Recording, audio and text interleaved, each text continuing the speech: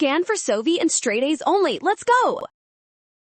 Robots and workers are substitutes in production, so let's quickly find out how a price hike for robots changes the labor market right now.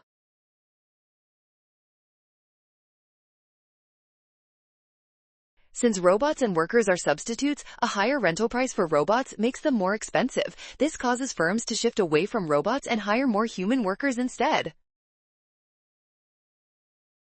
This substitution effect increases the demand for labor. In a competitive market, higher demand for workers naturally pushes both the equilibrium wage and the total number of employed workers upward quickly.